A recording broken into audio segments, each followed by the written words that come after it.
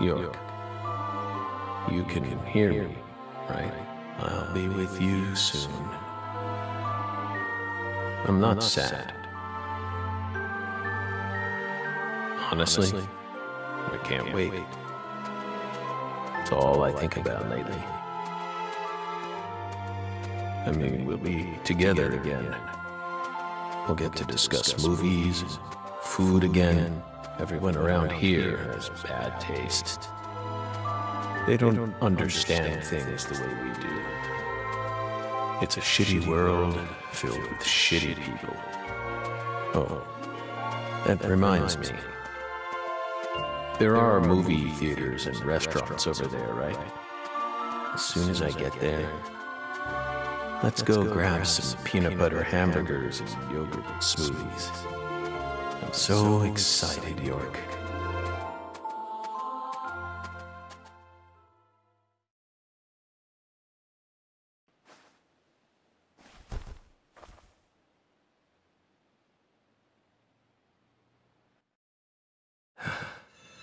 Please, York, don't rush me. You just need to wait a bit longer. I still have one job left to do. I need to finish it. I have to. Or else I'd never be able to face you. Just give me a little more time, okay?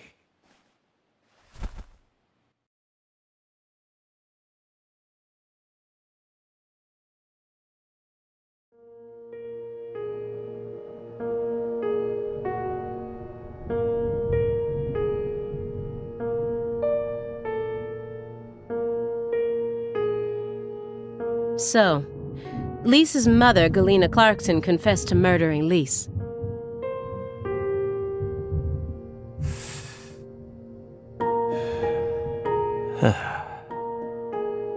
But then immediately afterwards, she went insane. So you had no choice but to detain her. What a terribly convenient story. You were the first person to find the suspect hiding at a farm on the edge of town.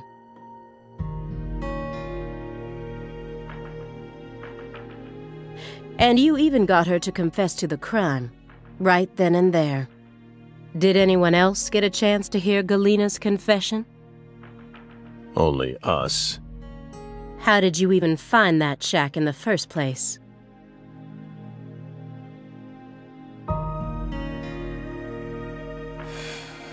Metaphysical offender profile. Meta what? Should I know this word? Metaphysical offender profile. The term appears 6 times in the Le Carré report and 14 times in the 2010 Greenvale report. As long as you're solving cases, the people in charge don't really care what sort of words you use. But we're different. You utilized a highly abnormal method to instantly hone in on a suspect. Then you did it again. And every time you used it, one term kept appearing in your files. Metaphysical offender profiling. Mr. Morgan, would you mind explaining to us what this term means? We could try. But no matter what words we used, you'd never be able to understand. You see, it doesn't pertain to this side. Come, my fairy. Stop hiding back there and give them the explanation they so desire. You're too Mr. Morgan? Mr. Morgan! Come on out. Is that all you have to say?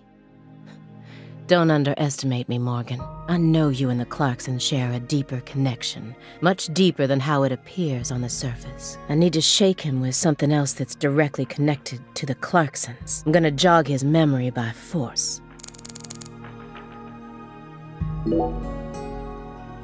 Mr. Morgan, according to you, at the beginning of this case, the victim's body was being stored in the warehouse on purpose. Is that the truth? They really put her body there alongside food and other perishables? It's in the report. No. The report only says It was stored using the most effective and shockingly inhuman method possible. If you can think of a better phrase, we're all ears. The report isn't wrong, you know. In fact, that might actually be the most accurate way of describing it. It's precise, and it's also kinda poetic, you know?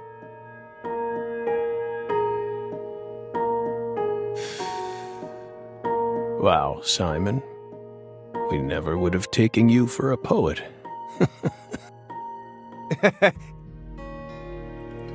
You two think this is a joke? Lise Clarkson's body was discovered in that cold storage warehouse after 14 long years. If you'd only done a proper investigation, we probably would have found her much sooner. That poor girl. We still regret the fact that we never got to meet her. We're sorry, from the bottoms of our hearts. I only hope it didn't happen that way by design. Will you comfort me? Thank you, my fairy.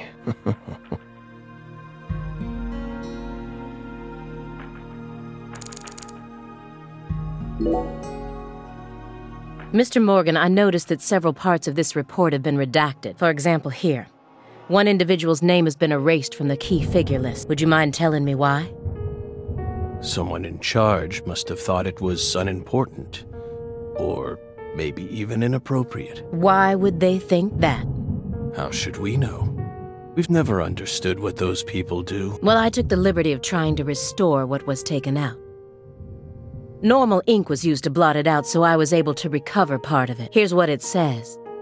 Sapling salesman. All the other redacted parts seem to be connected to this person, but I can't think of a single reason why this individual would need to be removed from the report. Why is he so untouchable? Oh, him. He's nothing. We were barking up the wrong tree. Meaning? Can't include someone who doesn't exist in an official report, now can we? Doesn't exist? You mean he had nothing to do with the case? Yeah, you could say that.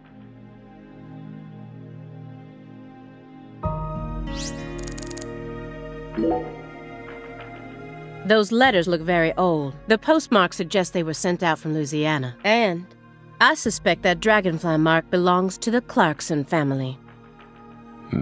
So what if it does? A stalker has been harassing Patricia Clarkson for several years now. Did you know about this? Constant silent phone calls, unmarked letters. She also spotted a suspicious figure lurking near her mansion several times. And just last week, her employees spotted a strange figure lurking in the vicinity. The day someone else coincidentally used your alias and traveled to Louisiana. That's very intriguing. Aligned symbolism. Lise Clarkson also reported being harassed by a stalker just before she was murdered. You're aware of this, correct? Because I didn't find any mention of this in your report. No direct connection to the case. That's what we must have thought. The visionary lies to himself, the liar only to others. Which are you? That's enough for now. This all has nothing to do with the case. Besides, there's no evidence that proves those letters are from her. Isn't that right, my fairy? I knew it wouldn't go that easily. Maybe I should try asking my questions in a different way. I could use Agent Jones here.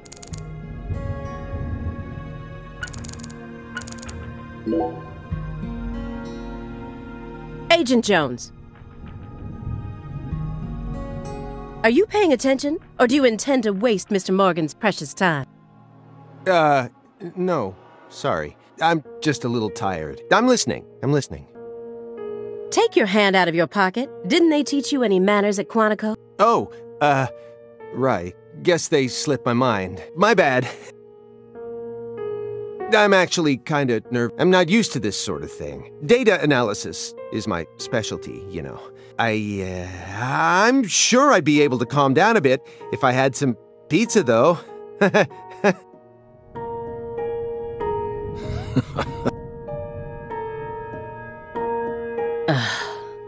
The FBI needs to do something about their lack of personnel. I'll have to ask the questions myself, but how should I start? Maybe I should look back over the files and calmly reassess the situation.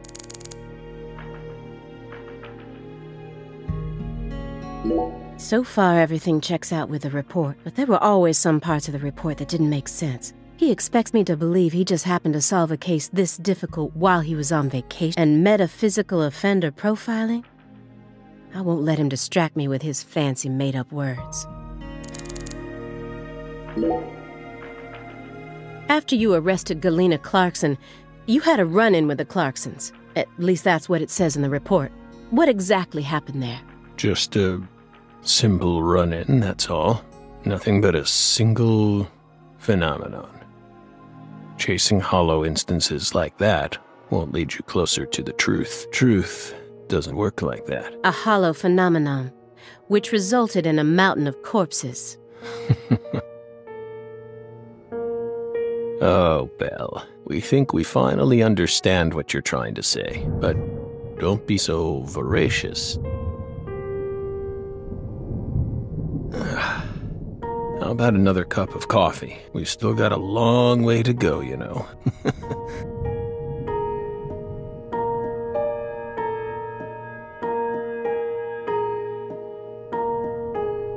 Yes, it's coarsely ground, so there should only be 4 teaspoons per cup. No more, no less. Next, the coffee travels from the funnel to the siphon. Simon, normally you only do surveillance in order to gather data, correct? Hiding microphones and cameras, sifting through garbage, wiretapping, shadowing, tracing credit card histories. You'll do whatever it takes to gather data in order to prevent crimes. That's how the FBI works. Well, yeah, you're right. No reason in hiding it now, I guess. Why do you ask? Our Southern Belle has adopted a very peculiar MO. It's almost like she has a special power, just like us.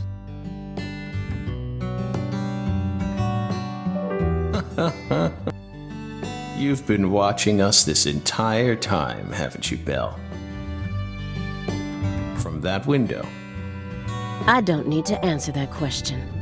You came here on New Year's Eve, then spent 49 hours watching us until you returned to your hotel room last night. You observed us the entire time without sleep or rest, and you only ate once.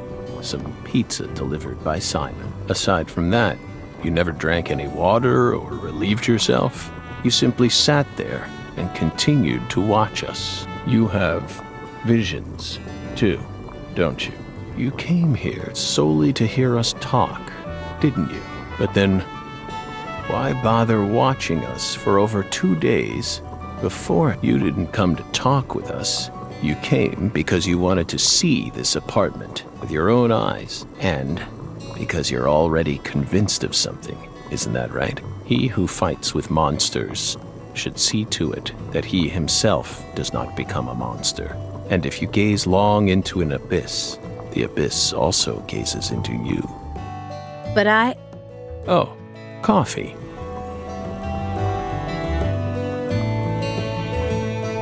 Thank you, If you hadn't been paying attention, this coffee would have all gone to waste. The pus in our brains. It really has a way of interfering with our lives. Didn't remember. She came along.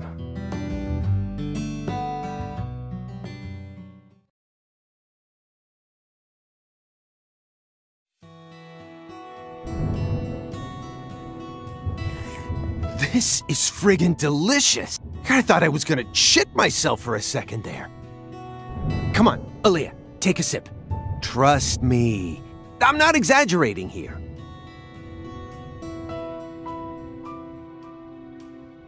I don't believe it. It's better than any coffee I've ever tasted. Of course it is. Coffee is a sacred drink. Coffee saved us. If not for its oracle, we would be on the other side right now. So I never forget to pay my respects to coffee, especially at critical moments like this.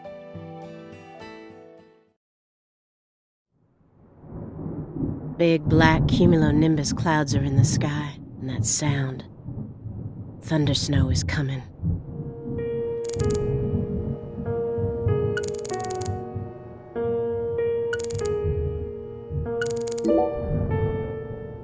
Why would an agent as skilled as you close the Lise Clarkson case without locating her body? Good question. Maybe we just weren't as skilled as you think back then.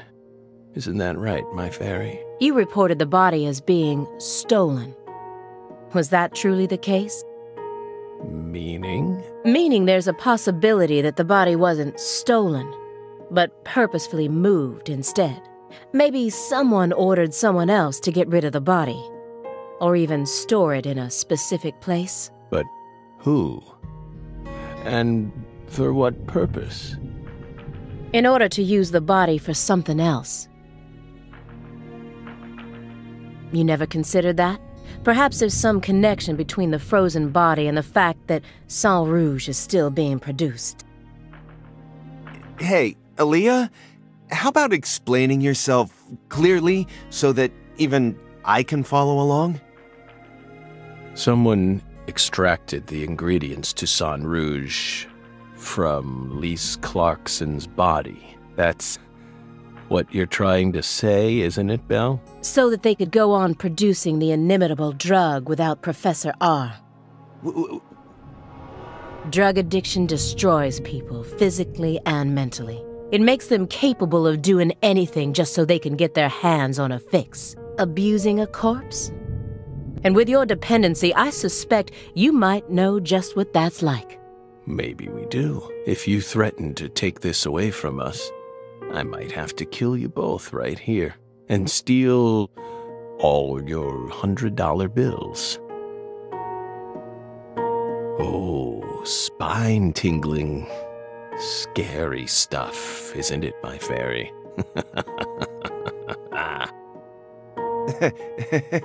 You sure got a twisted sense of humor there, Morgan.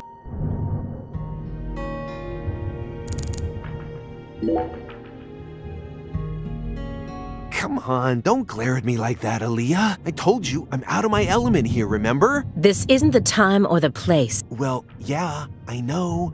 I'm just really nervous. I mean, Morgan's a legend. And now he's right in front of us, and things are all tense. I'm sure it'd give any normal agent a stomachache.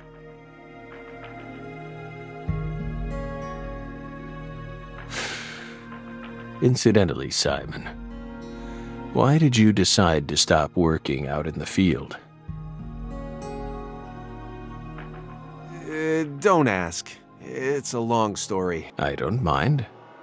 We have lots of time, don't we? I could even make you another cup of coffee, if you like.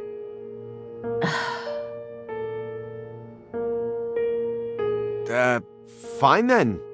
I'll try to make it brief. See, I used to work out in the field. Even had my own partner, but we had a little rivalry that sorta ruined our relationship. It was over a woman, of course. You know how it goes. We fell in love with the same girl. At the same workplace, too. Then one day, the three of us went to go do a stakeout at a restaurant over in East Boston. I pretended to be a customer while my partner waited in the car, and she waited in the building across the way. Well, it only took a few minutes for my partner and I to lose our heads. We started engaging in this dumb contest to see who could impress her more. Things were looking bad. I knew I was gonna lose. Then, something happened. Right in front of me, a customer starts choking on something. Face was pale, froth at the mouth, the whole 9 yards. I got up at once, but my partner stopped me. Didn't want us to blow our cover. So what did I do? I ignored him. Helped the guy anyway. I couldn't stand by and watch that. I couldn't help myself. Next thing I knew, I was a hero. The guy survived, the restaurant, and I'd even managed to win the heart of you-know-who. It felt pretty good, you know? One-upping my partner right in front of his very eyes. But that was the beginning of the end. A few days later, she and I went to go get some bubble tea at a cafe in Brookline, and a man comes up to me and said, "I'm here to thank you on behalf of the person you saved in that restaurant." Feeling a bit cocky, I said, "All in a day's work, my good man." and tried to brush him away. But he held out an envelope to me and said, My client broke 3 ribs thanks to the unnecessary Heimlich maneuver you administered. He wants you to ensure that he'll be able to get the proper treatment. I thought I'd saved someone. But all I ended up doing is wasting a lot of my precious time wrapped up in an astronomically stupid court case. It also blew our cover, so our target found out about us. In the end, I was taken out of the field and banished to a meaningless job that anyone with half a brain could do. Oh, sorry, I didn't mean it like that. Anyway, well, that's what happened. Of course, I also lost the love of my life and went back to being a lonesome loser, and that's why I hate being out in the field. Oh, come on! I tell you all that and you're not even gonna say anything? That was long, Simon. Hey, I warned you! I told you it'd be long! Oh...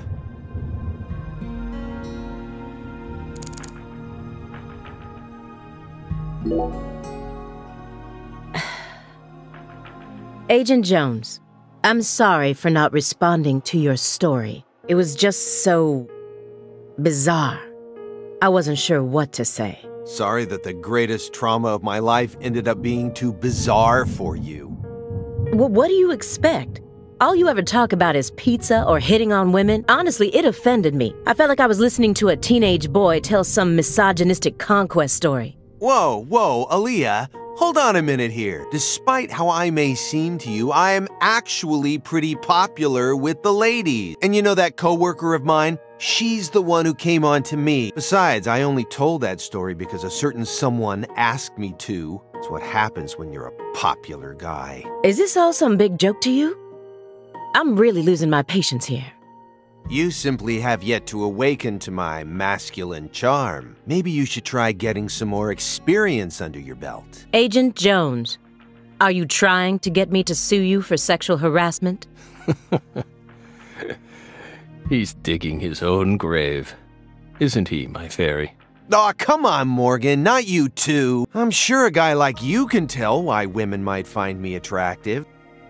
What's that supposed to mean? I just mean, you know, imagine it for a minute. A woman who you wouldn't necessarily call beautiful, yet still possesses some unique charm. You see women every now and then who you wouldn't mind spending a night or two with, right? And I'm like the male version of that. Come on, you know what I mean. Some women just prefer a man who's a little below the norm, and they're usually with a different guy each time you see them. From straight-laced businessmen to gold chains and fake tan. They prefer buffet style, you know? Anyway, my point is, we've all got this special kind of sex appeal. I couldn't even keep track of all the sexist remarks you made just now. Hey, just cool it for a sec, would ya? We're having a guy conversation here. This is all just strategy I'm using to try and loosen Morgan up. Trust me. Do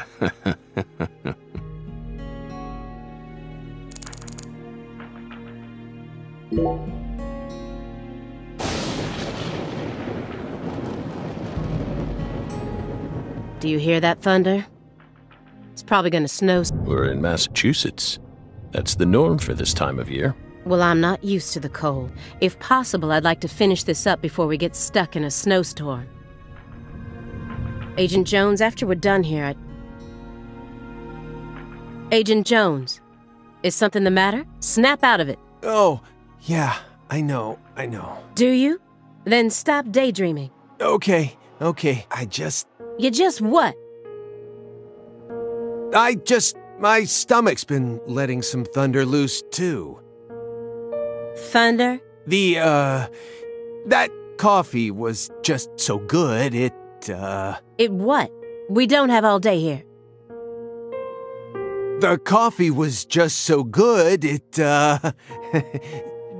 summoned forth a massive tsunami from within me. Excuse me? What is wrong? Now is really not the time for this. Right door at the end of the hallway.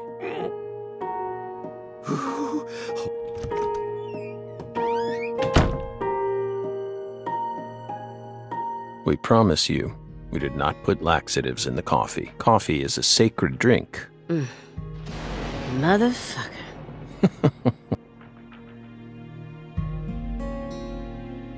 There's no doubt that the report omitted information linking Morgan to the Clarksons. I need to get him to confess.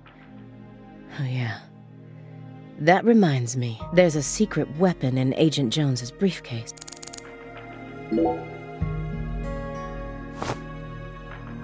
Have you ever seen this before? And please, don't say no. Sang Rouge, the drug we once chased. What about it? Sang Rouge is still circulating. It's changed shape and its composition is slightly different now. But it's still very much alive. But only in a very limited part of Louisiana. You aren't surprised? Did you somehow know this would happen?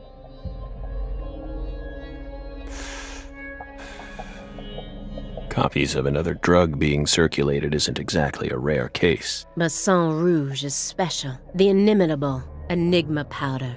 The origin. It has many names, and no one was ever able to copy it. We've also been trying to figure out what it's made from ever since it appeared, but it's impossible to analyze. After all, it appears to be made from common ingredients that can be found anywhere. But if you try to use those ingredients, all you'll end up with is a mundane hallucinogen like DMT. If you're lucky.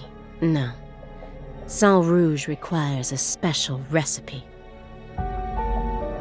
The original recipe, which someone's been guarding this entire time. Someone who survived the incident in Le Carré. Mr. Morgan, I heard that you were always a smoker. Did you ever wonder if that was the reason you contracted your illness? Nothing. I'm just personally curious. Sometimes, people die in car accidents, regardless of how well they take care of their health. Other times, they slip on their bathroom floors and crack open their heads. Isn't that right, my fairy? I'm not concerned with statistics. I'm just curious about you, right here, right now. We switched over from nicotine to this. It's less addictive. That's one step in the right direction, isn't it? Perhaps. If we're talking about withdrawal symptoms or physical dependencies. But it still seems like you're smoking too much at once. Honestly, it looks to me like you have a mental dependency. Maybe. But so what if we do? Surely you know about gateway drugs, yes? When a person starts to use one drug, it becomes much easier for them to branch out and try other drugs as well. The first drug acts as the gateway that leads them to stronger substances. Oh, are you trying to say that's going to happen to us? No. I'm simply saying there's a possibility.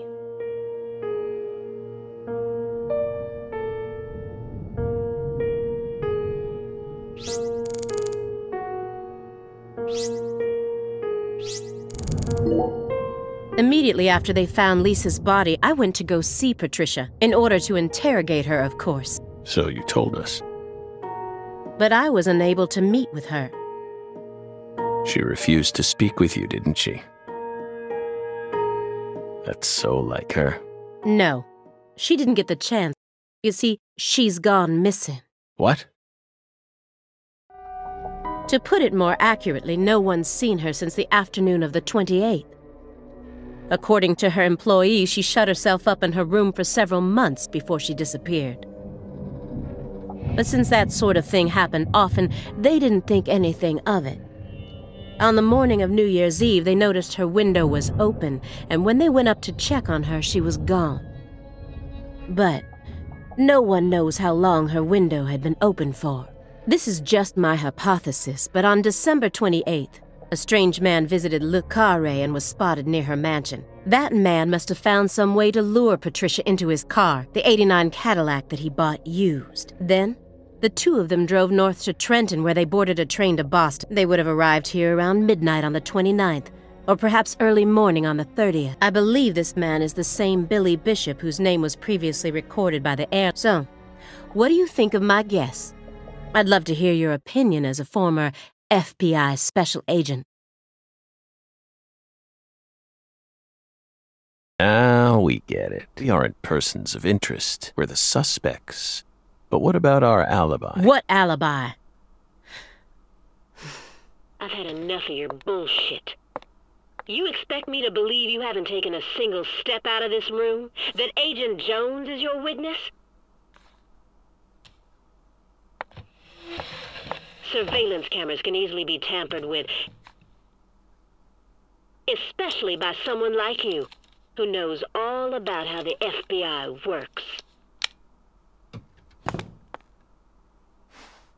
You're possessed by death. Go and take a look at your own face in the mirror.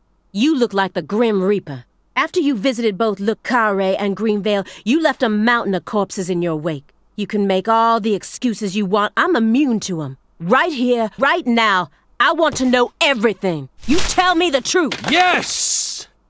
You're good, Belle. Damn good. You're brimming with potential. Don't you think she's the perfect partner for our last dance? What do you say, my fairy? Don't you agree? She's good. So good. What do you want to know? We've got nothing to hide. Go on. Question us. This is how it's got to be. Doesn't this remind you of something? You know what I mean, my fairy.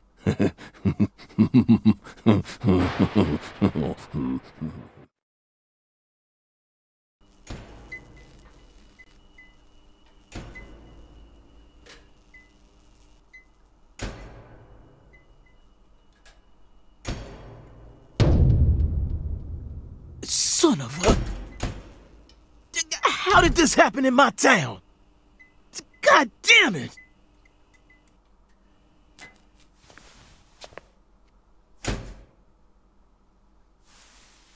The head and limbs were severed and lined up, according to the lines that were drawn with her blood. Just like migratory birds flying systematically across the sky. Hey, Zach, what do you think this means? They're severed roots. Severed roots?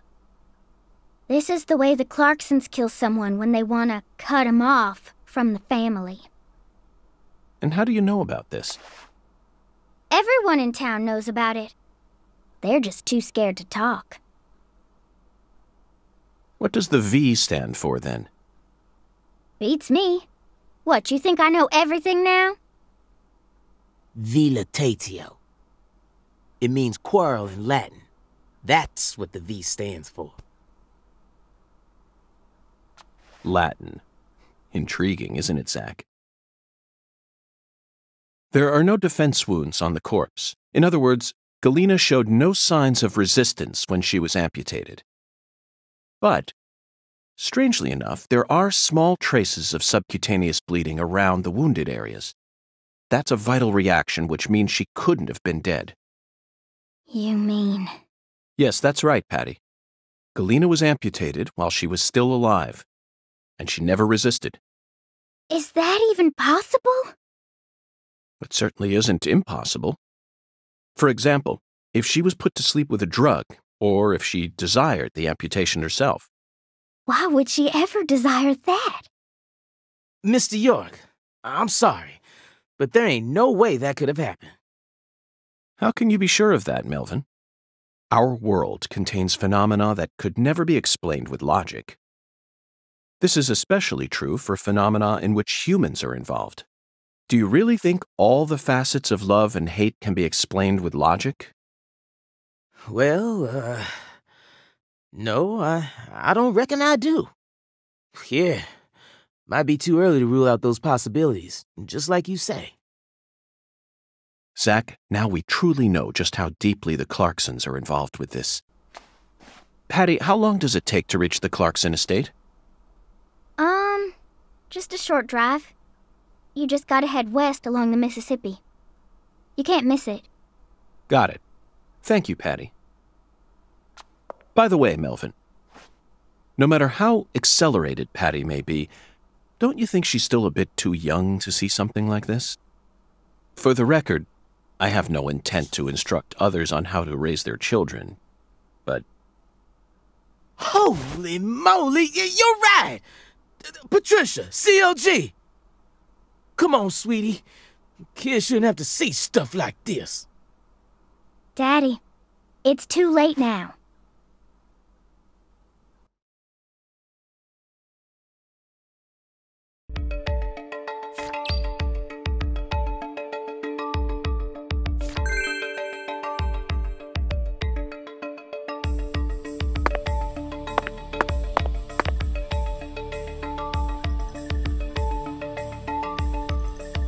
You sure you okay, CLG? I'm fine. Besides, I'm used to seeing stuff like that on CSI. You're the one who looks pale, Daddy. Well, it did shake me up a little.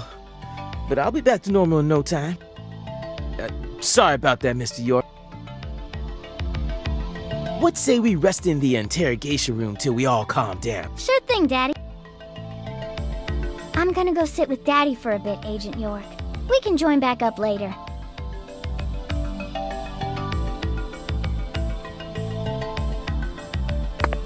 Galena killed her daughter, so her family cut ties with her.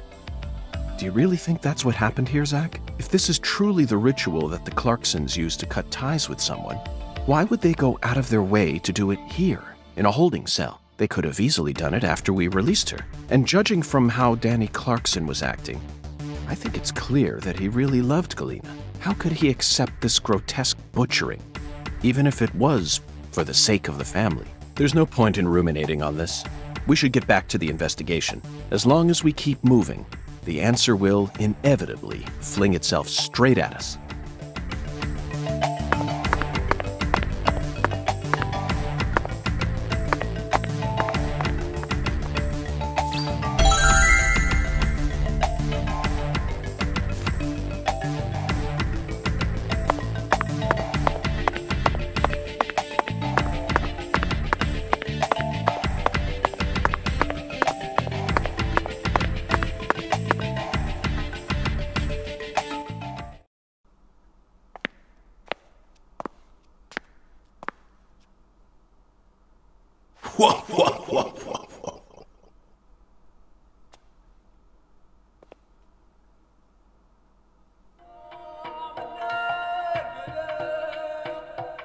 You found the flying serpent. But now, the flying serpent will come to find you. Yeah, that sounds right. And it looks like this flying serpent is a venomous one. Some become feasts, while others are eaten alive. Which fate would you prefer? Both sound marvelous, but let me check with Zach. A fine answer.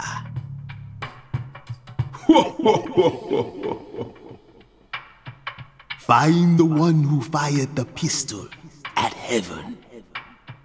Within the white hall of beds, brandish the ticket to the goddess. And once again, you will see the other world. Do you comprehend the oracle?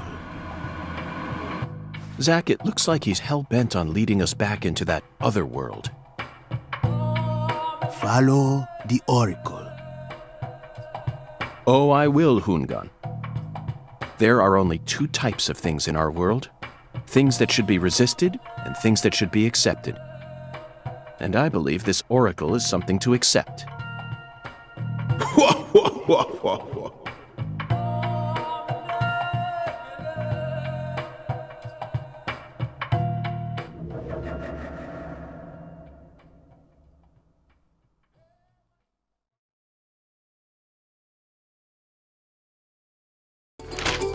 Do you think we're crazy for believing everything that skeletal gentleman says? No, we're not crazy. Not one bit. This is our destiny, that's all. But I shouldn't need to explain that to you, Zach. The one who fired the pistol at heaven Firing pistols at the sky might be a rather common occurrence for the South. Remember? Young Guns, 1988, directed by Christopher Kane. There's that great scene where Emilio Estevez keeps firing his Colt M1877 up at the sky. Oh, but that film took place in New Mexico, didn't it? And the Oracle probably isn't referring to a situation like that. It's got to be for some purpose other than an attack or a threat. Raising a pistol up to the sky, then slowly pulling the trigger, kind of sounds like the start to a race. Don't you agree, Zach?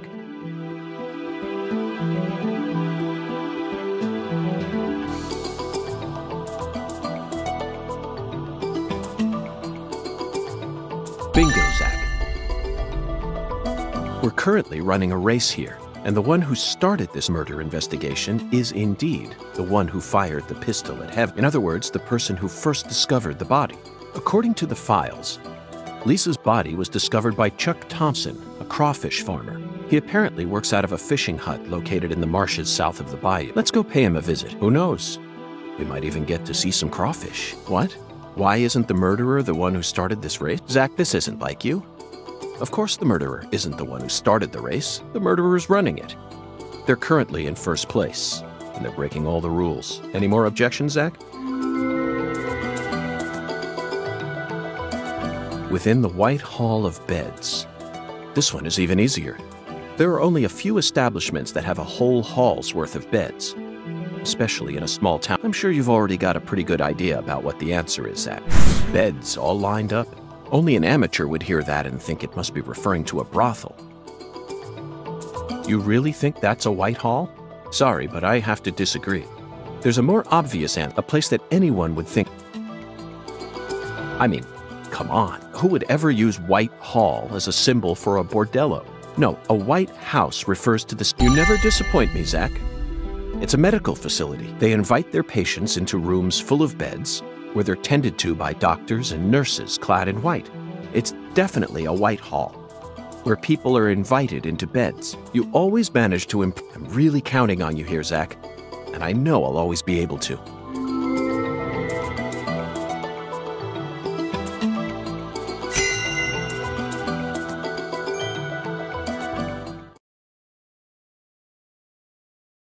Agent York, you're trying to leave without your trustworthy assistant? Hello there, Patty. I'd never attempt such a thing. I was simply engaging in a battle of wits with Hoongan while I waited for you. Hoongan? Yes, the skeletal gentleman in the top hat. Not that story again. Is this how you always conduct your investigations? This is the way I work. I bet you can't find a single partner. Not even in the entire FBI. That's not true. I always work together with Zach. Oh, right. Don't worry. I'll be your partner while you're here in our town. Now, let's go investigate.